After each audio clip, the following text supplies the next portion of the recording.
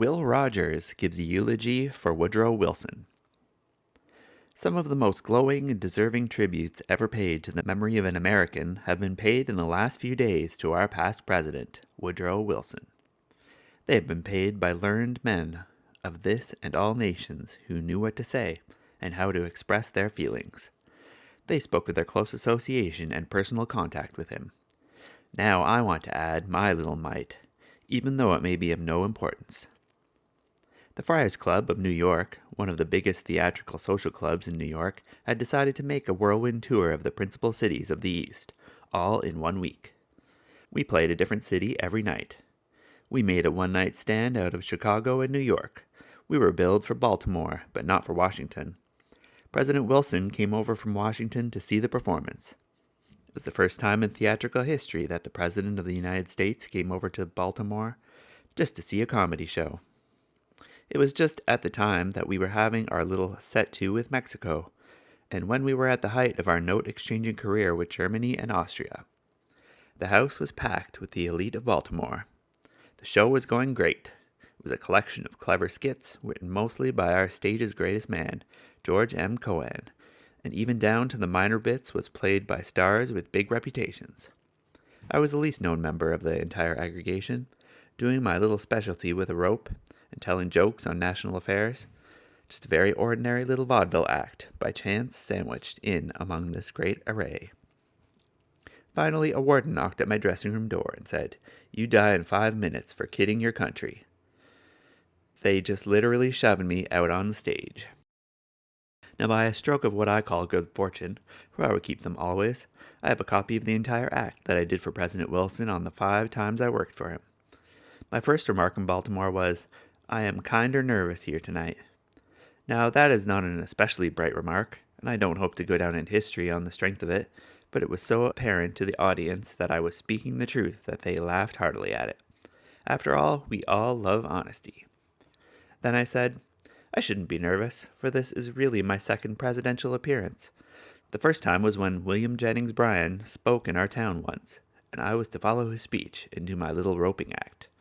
Well, you all know that Bryan never made the White House, even though he was the Democratic candidate 3 times, but I heard them laughing, so I took a sly glance at the president's box, and sure enough he was laughing, just as big as anyone.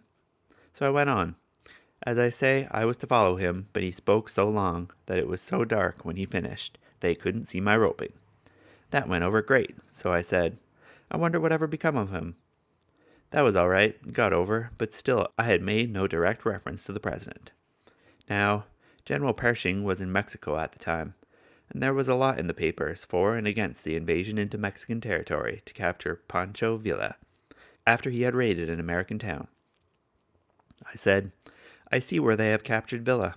Yes, they got him in the morning editions, and then the afternoon ones let him get away. Now everybody in the house, before they would laugh, looked at the president to see how he was going to take it. Well, he started laughing, and they all followed suit. Villa raided Columbus, New Mexico. We had a man on guard that night at the post, but to show you how crooked this Villa is, he sneaked up on the opposite side. We chased him over the line 5 miles, but ran into a lot of government red tape and had to come back. There is some talk of getting a machine gun, if we can borrow one. The one we have now they are using to train our army with in Plattsburgh. If we go to war, we will just about have to go to the trouble of getting another gun. Now, mind you, the president was being criticized on all sides for lack of preparations, yet he sat there and led that entire audience in laughing at the gags on himself. At that time, there was talk of forming an army of 200,000 men. So I said, "We are going to have an army of 200,000 men. Henry Ford makes 300,000 cars every year. I think, Mr. President, we ought to at least have a man to every car." I see where they got Villa hemmed in between the Atlantic and Pacific. Now all we got to do is to stop up both ends. Pershing located him at a town called Las Cajazbo. Now all we got to do is locate La Cajazbo. After various other ones on Mexico, I started on European affairs, which at that time was long before we entered the war. We are facing another crisis tonight, but our president here has had so many of them lately that he can just lay right down and sleep beside one of those things. Then I pulled the one which he afterwards repeated to various friends as the best one told on him. President Wilson is getting along fine now to what he was a few months ago. Do you realize, people, that at one time in our negotiations with Germany, he was 5 notes behind? How he did laugh at that. Well, due to him being a good fellow and setting a real example, I had the proudest and most successful night I ever had on stage. I had lots of gags on other subjects, but the ones on him were the heartiest laughs with him. So it was on all other occasions I played for him. He come backstage at intermission and chatted and shook hands with all.